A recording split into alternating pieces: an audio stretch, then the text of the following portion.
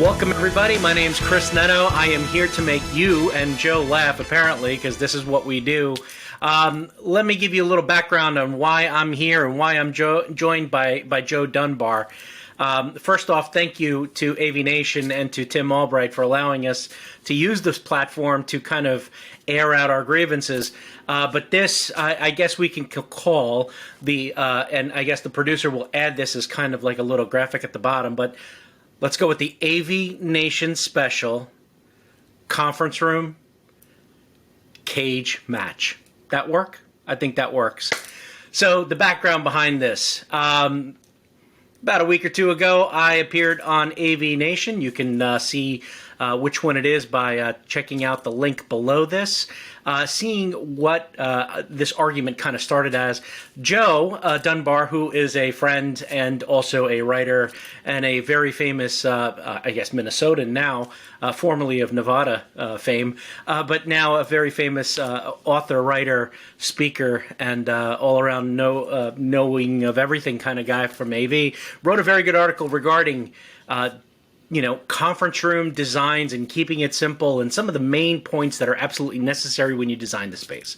So if you are fairly new to the industry and you got your first gig as a, maybe as a salesperson or a project manager, or better yet, as an engineer, there's a couple things that are kind of the foundational building blocks to designing a good conference room. Now, in that conversation and in that article, Joe went on to list a couple different things. And let me give you my background. So my background is I work as a distributor. I've worked with Joe for a distributor as well. So we both know each other. We both know our work and we know our style of work. But prior to that, in a former life, I was actually a technology manager. So I spent about 13 years on site with corporate America, working within the corporate America structure, trying to figure out the best possible scenarios for conference rooms. And during that time, it went from dedicated rooms, dedicated presentation rooms, training rooms, dedicated video conference rooms, the crazy telepresence error that happened and kind of went through and dropped very expensive video conference rooms into the space. So I lived through this weirdness, but the one constant that was there was always the juggling of who owned the room and who owned the conference rooms and the overall kind of scheduling behind it. And that's what caught my eye with Joe's article. So Joe, I took umbrage against your article and went right after your scheduling thing. I have to admit, I just went right and jumped into LCD screens. Had nothing to do, my argument, with the LCD screens. But here is your chance to explain what happened and where we're at. And we're going to figure this out because we promised the online viewers that was going to happen. So there was. Chris ran a poll. Hey, thanks to Tim, Mitchell, AVNation, the whole team for allowing us this platform. And particularly, I made a squawk about it. So as Chris highlighted and laid out, right, I wrote an article about kind of the key points of a conference, just from my perspective and some of the things I like. One of the things I called out was a scheduling system, and therein lies the heart of the beef that we are currently having here. I know Chris's history, and I do have a lot of background working with people like Chris, but having not been a tech manager myself, this was a good. I had to accept the feedback, squash the emotions, and then return to the topic to say, okay, how real is this? And this is where I've ended up. So one of the things I called out for a really not a well-functioning conference room, definitely, but like just a hybrid space. And that kind of revolved around this conversation because everybody's talking a lot about hybrid space and flexible spaces right now. And the conference rooms are part of that space, right? So when I got into scheduling systems, I call this out particularly because you have to deal with all of these resources, both in terms of human resources and your people and your physical resources in your space, especially because it's getting smaller. I have to shout out to Megan Dutta right now because really to just kick this thing off, Chris, Megan is the only person who came out right away and called out, I didn't say anything about scheduling panels, and Megan said it, and you guys were like, brah, and you moved right on. Is this the point where I insert in the post-production add in, you got a friend in me from Toy Story for you and Megan? I mean, Seriously, dude. I get why she was quick to defend you because Yeah, I jumped in exactly doing what you warned everybody that you were going to kind of remove yourself from, but I jumped in with emotion because the minute I hear scheduling, the trigger word and the thing that gets me triggered, like the young kids say, is the scheduling component. Now, scheduling is absolutely necessary. There's no way me and you can coexist in a space with one conference room and not know who is in that space. The unfortunate part is that I should have read a little bit more into the fact that you weren't exactly talking about the technology or physical technology in that. And that's where you're 100% right. You do need a scheduling component. Now, the physical component is where it gets weird. And then you have a host of choices that you can go in and choose for a scheduling component. I think that's great. I think that your idea behind scheduling also tying back to something that Jeremy said, if it ties back to your phone and that's what's in your hand, that's what's in your pocket, ultimately, that's the ultimate device that should be doing this. That should be kind of like deciding factors. But ultimately, my argument came back, and it's a tough one for you to argue against, in my opinion, is culture. Because it is a cultural decision and it's lead by example. And that is the toughest part when you're doing this. Because if the higher ups within an organization or corporation do not accept that panel's decision is law, then you're back to square one, and all it's doing is telling you essentially that it is, the John Wayne conference room or the, room 404. And by the way, there just happens to be a meeting at 2:00. Even though they're not here, even though nobody showed up. Even though nobody showed up, but You're spot on, man. So this is where we come together, and this is where you got a friend in me, I think, plays out, because you kicked off a really important conversation that wasn't even like a piece of that. Is like, okay, so if the scheduling system is critical to making these pieces work and making all of this ecosystem function, and I believe that it is, one way or another, you have to figure it out. The panels themselves and the way it's written and the way it's accepted, there's two pieces to those. One, I agree with you. Nobody uses scheduling panels. They're kind of just nice, very nice, expensive placards giving you the room name.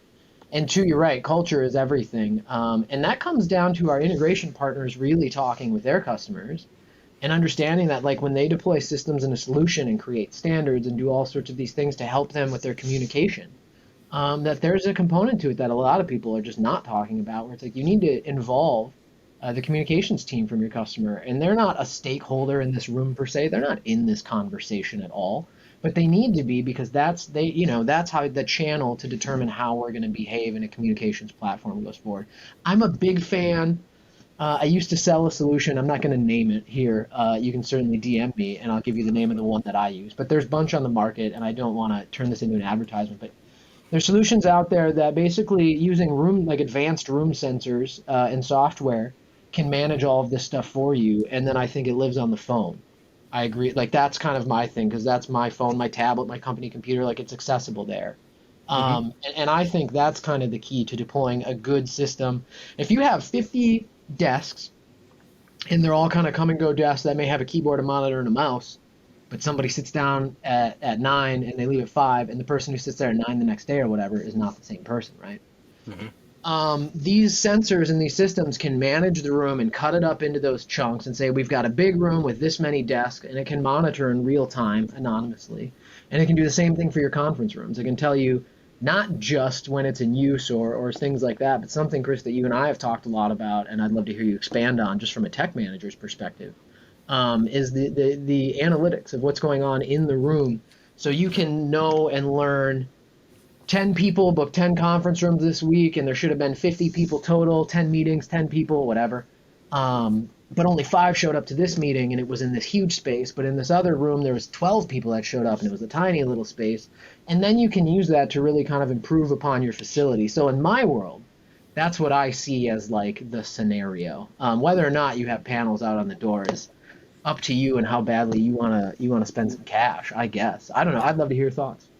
Well, are we coming together on this one here? We're definitely, at the end, we are probably going to come together unless we raise another, kind of point that we weren't expecting. But I'll be honest with you, man. I believe in analytics. I feel sorry for companies that weren't tracking proper analytics prior to 2019. From 2019 on, analytics may or may not save you.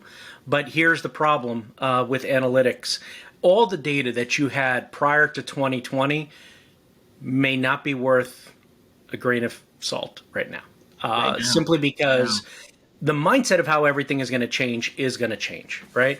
I think that conference rooms and getting back to the office is inevitable at some point. I think that once everybody kind of steadies the ship and they write what needs to be done in order for people to go back, it'll be great. I think that from day one, if not right now, they should start tracking what these rooms are going to be used, because I keep hearing the term hybrid. And I've also taken some umbrage against this, is because hybrid to me seems like an excuse. It's the cop-out kind of title because we don't know what that space is. So that's what you're saying. So hybrid, like, this is a hybrid space, is the cop-out to be like, yeah, we're going to put some stuff in there, but we'll use it for everything. Joe, you are a salesperson / engineer / project manager / creative. I'm going to call you a hybrid because I don't know what to call your job. How's that? You're okay with that? You're going to have to be okay with it because I just titled you that, right? So the hybrid is used in other spaces, kind of like when you can't figure it out. And right now we don't know. We don't. Regardless of what metrics people insist that they have, you don't know until you're about a year, maybe 2 years into the post, back to work conversation is where you're going to really truly find out how people are using the space. And those analytics are going to come in super handy because they're the ones that are going to design your space. And let's be honest, it's not that they are physically going to create the space, so don't freak out over the design engineers. You guys are not losing your job. But how they are going to design the space is that is going to be the allocation of funds that is going to be necessary to build those spaces. And specifically, if every room needs to be a VC room, if they can be a video conference room, so be it. But if they're not validating that, then it needs to go back to the old presentation style, or maybe you have more than one flavor. That is where analytics come in more so than a scheduling panel outside. That's why on the show I said you can use whatever is, inherent to your scheduling systems.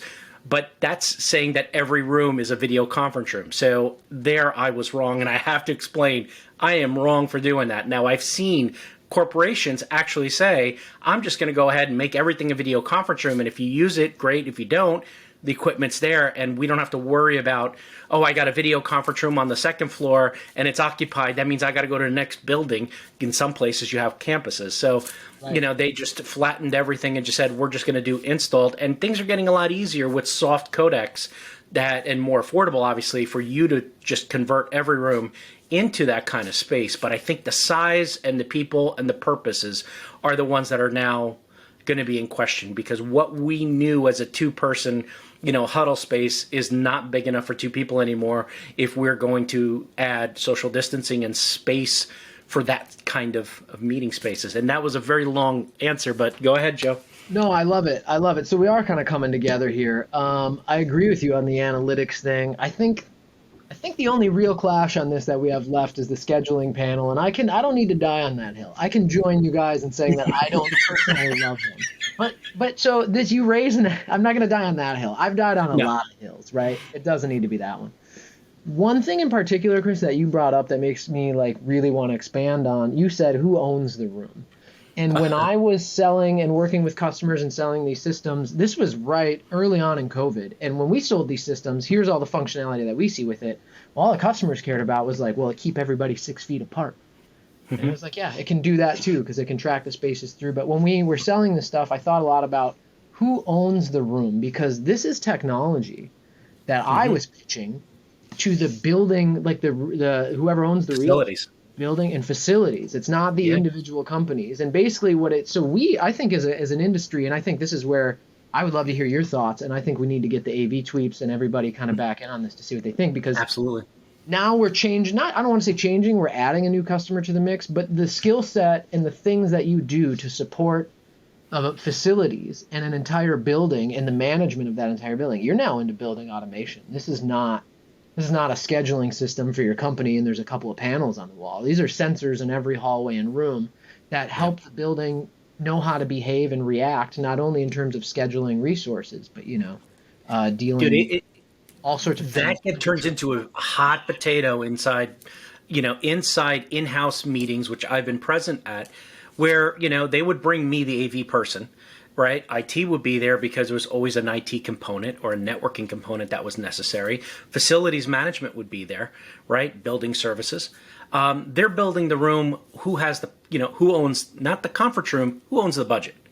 So facilities had taken over this role of, we're going to own the spaces. So as owning the spaces, the one thing that they do not want to own is the money and the investment that goes in technology. That's where it gets weird.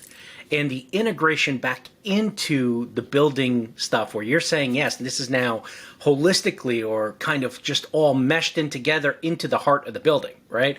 Because that is smart building. Smart buildings can and do exist. But AV stands on a weird kind of outshoot, because yes, we are the displays. Yes, we are the technology, but the actual physical ownership of the space, we all know, is the company. But as you start getting down to the levels, right? On building 3, I'm going to use random stuff. Building 3 for a research and development department whose other, half is in Paris, right? They need video conference rooms. The building floor calls for 2 video conference rooms and 4 presentation rooms, because that's standard on a stack of a building. Now what? Because they want research and development to stay on the same floor, and so they're going to ask for 2 more rooms. Somebody folds.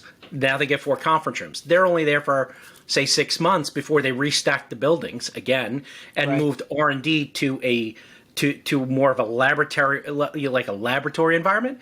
Then all of a sudden, now you have accounting, who doesn't need to talk to anybody and just needs rooms to kind of have meeting and presentations. Just a calculator in a closet. Who owns that? Here comes the budgets. It's the conversation I had with Tim. Yeah. It is whoever's on that floor. It's got to be kind of agreed to, and that's part of the building facilities management, and the corporation has to decide, are we going to have cookie cutter ABC style flavored rooms? Do we lay out every floor the same, in the same way that retail companies, always put X at the front of the store and Y at the back of the store to make you go back there, right? And those analytics, and those heat maps, that stuff that we could have been doing years ago, which we weren't, would have came in handy. How do people enter a building? Do they come in and they automatically go to the right? Are they attracted to a TV or a display that's showing news? Do they huddle around there? Oh, you want people in that space? Do you add a coffee maker? It's not technology, dude. It's humans and how humans kind of interact in the space. So there are people much smarter than me out there studying this. There are technology out in place. There are companies, furniture companies have been doing this kind of study for a while, but it's furniture based, right? One of the examples that I use, and Mark, one of our buddies, Mark Coxon, has talked about it a couple times, where I solved a room usage problem in a room that was a cookie cutter to all the other rooms technology-wise. It was a video conference room. It sat 6 people. It had microphones on the table. It had an extra phone in the room. The one thing it didn't have, which created a low usage or low bookability, we did not add a credenza. And those rooms with credenzas were used more because food was delivered into the room. And lunch was put on the credenza, which made the room more usable. So I solved the problem by not adding technology, but using technology to realize that that's the one room on the floor that did not get credenza for some reason. We put a credenza there. Yes, for those that are watching this, the solution could have been, and it was for a little bit, putting a folding table with the food outside, but that food was stolen, right? And the people I came out at lunchtime and was like, BLT, buddy. There's a BLT and there's a Fanta, and I'm taking it, right? So to prevent that, you bring that into the room. So people were avoiding that room because they couldn't book it for lunch or for all-day events. So they weren't booking it. But it took me physically sitting outside the room watching. And frankly, to our point, like if you're driving it, if you're pulling analytics and you're measuring this stuff and you're looking at it as an ongoing thing, then you're going to go to yourself, hey, it's been 6 months. We put all this money in here. Nobody's using this room. Why? Yep. And it takes a while to get there.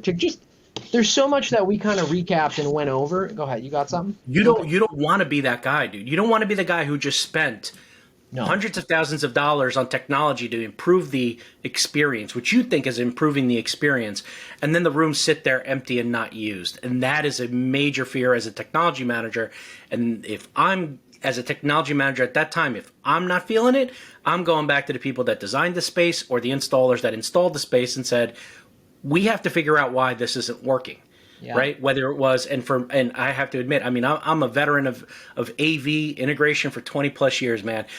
I got to say, there's been times where I overcomplicated the room because I added 1,000 panels, flip pages to a control room panel that I absolutely could have just reduced down to 5 and made life a lot easier. Yeah. It took me a long time to understand that in my career to finally get the point that I speak AV, where that, scientist who's out here trying to... They don't have to. They don't have to. They don't know it. So, all right, Joe, your article, dude, explain what ultimately your point was about the scheduling and the organization and how to use the space in order to turn around a good ROI, correct? In order to provide a good experience for what the intended purpose of the rooms or space were. Yeah, pretty much. But we raised this while we're sitting here talking. Go ahead. Sorry. Go. So how does scheduling tie back to an experience? Because that is one of those, I can paint a room a certain color and give you a nice feeling of being in the room that's nice and airy, right? I can play color psychology on you. I can put, like Polly had been doing some, with Plantronics at the time, we're doing some water sounds in the back to kind of give you that whole biophilia kind of thing. Yeah. How does scheduling come back and affect the overall experience of a room? Absolutely. I'm offsite employee A. I book a space. I show up and people are in there. I'm sour. I'm now on-site employee B. I book a space, I go use it. Somebody else shows up thinking that they are entitled to it. So however that works, there has to be a way to allocate those things, and you can't really have an actual gatekeeper. But we've raised, I think the core of all of this, Chris, that we've uncovered in this conversation is really, to me, the fact that this is not technology that you purchase and put in a room every couple of years and walk away from. Like, this is an ongoing thing. And I don't just mean in terms of the technology in the room. To our point, and I say our point because your point, and I'm adopting it because I couldn't agree more. You really need to focus on the room, how it's being used. And I think there are systems that can do that. I would love to hear what some other folks are thinking. So absolutely. And now I will raise another bad point here before we close out, because it'll probably lead to more discussion online than good. Whose responsibility is to seek this? Like, is it the AV designer, space builder, right? Now we get into conversations about AV as IT, right? What does IT have to, what's their stake in this kind of user experience where we have a room? They're not are they physically putting in the technology because it's video conferencing, or is it because, does AV and IT take a hit because a credenza wasn't delivered? Is it facilities? It gets to be a very weird conversation because as integrators and, as technology managers, you want the best experience. So you have to be in touch with the users, which I'll be honest with you, how many people in our business really are interacting with the day-to-day users of the space? Unless you're knee-deep into a project, it gets really tough to hear, how are you guys going to use this space? Or better yet, we've built Model A and Model B. How are you using this space? Unless we're pulling analytics and going, you're not using this for presentations. Your full video conference, we can see by the data. But it's a very gray area when it comes to building the right space for the right person. I think a great salesperson, a great engineer, a great integrator can sit with the space users prior to the next build and figure it out. I know that we did hybrid rooms or all these different type of rooms when we were moving into open space, and there were iterations 1 through 7. We went through 7 different trial and error of how to figure out what was the best space and how to best use the space. And we went to data, we went to analytics, and then we went and interviewed people as on-site people. Integrators need to get access to those people. It's not just talking to the CFO. It's not just talking about the head of IT guy. You need to talk to the people that are on the floor and really get the better any idea of those other people. More so than anything else. I think they're the ultimate key to what the space is. And going forward with the new, hybrid rooms. All right, interview people that are in the office more than 2 days a week. Because if you're only there, a half a day, does it really matter? I mean, you're just looking for a landing spot, right?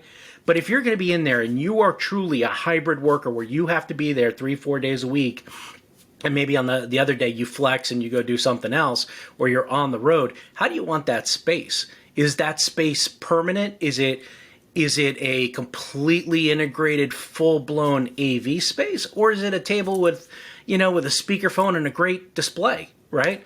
It really requires a lot of investigation.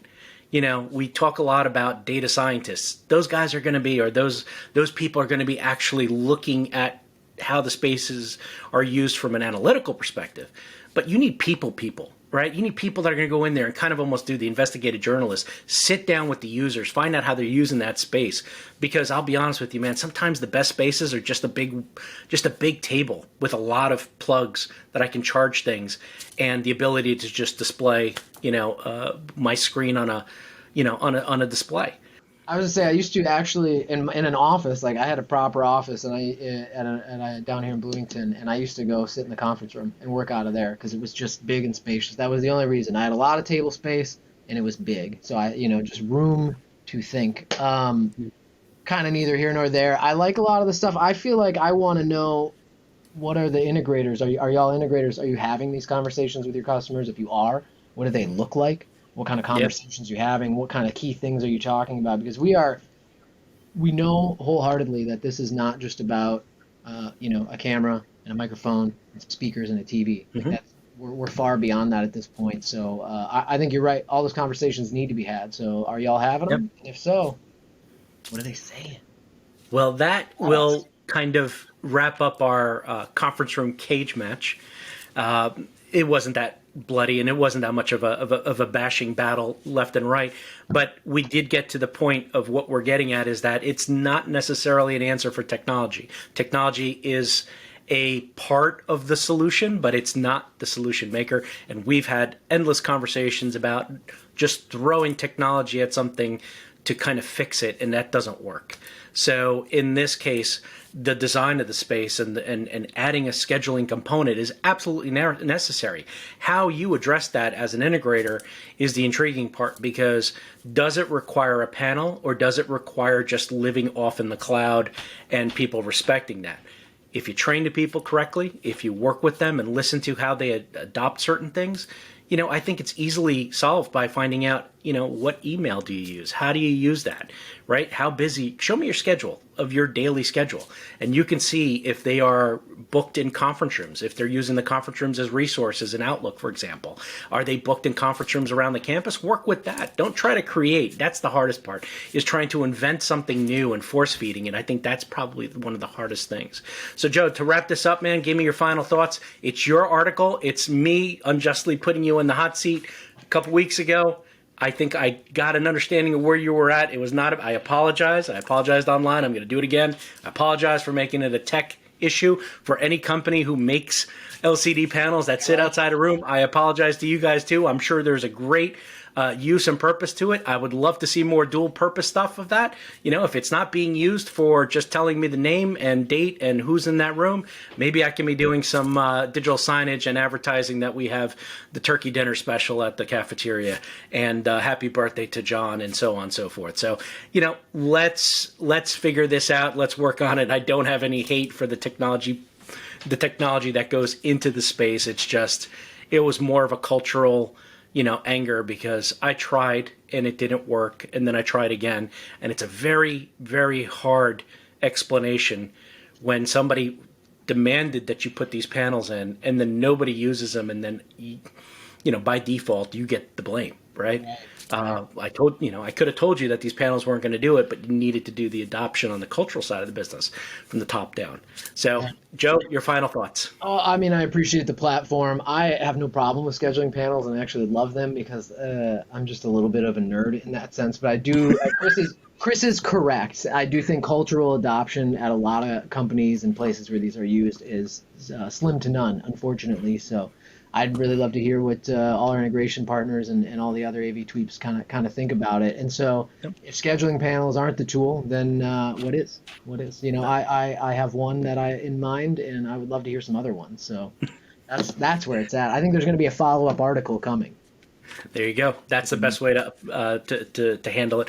Joe, where can more people find your article? Where can they find out more about you? And just give us the 411. Yeah, you can find me on Twitter at Joe D in AV. It's all one word. You can find me on LinkedIn, Joe Dunbar. And certainly that article was in SCN, last month's SCN, and I suppose it's still this month, technically. I'm already in August. So yeah, at me. Let me know your thoughts. Let's keep this conversation going because I certainly get a lot out of it, and I hope other folks do as well. Wow. And I apologize to anybody who didn't understand the reference 411. That's like Gen X and older. That would be our Google back in the day. Yeah. So I'm sorry. I have to apologize for that too. There have been a lot of apologies happening on this AVNation special. Where do people What's that? Where do people at you? What would the viewers say? Yeah. So you guys can find me on Twitter at Chris_Neto. You can see me doing the Midwich Live broadcast as well. I appear on a couple different things. I am friends with Joe. Contrary to popular belief, this was never staged and this was never me coming after Joe. It was just a discussion that I should have had prior to the show and to get a better understanding. Thank you all for watching. Thank you all for listening. This has been an AVNation special. I wish I can pronounce it better, but today something's just not working right. This has been an AVNation special. My name's Chris Neto. I was not the host, but I was partially responsible for the mess that I started on the internet. Thanks, Joe. Thank you, AVNation, and thank you, Tim Albright, for giving us the opportunity to do this. This has been an AVNation special.